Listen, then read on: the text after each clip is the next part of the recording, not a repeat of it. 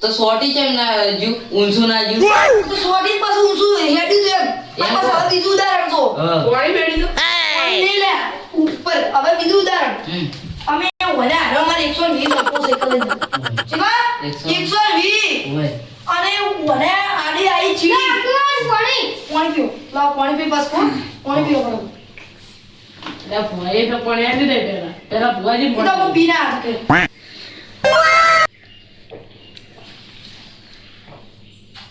પાણી પીઓ અને આરી સાયકલ વાળી વાત કરો કે અમે સાયકલ લઈને આવ્યો દાદો 120 ઝડપમાં અને મને ખબર નથી કે આગે ચીડી મકોડો બે જોઈ હરાશે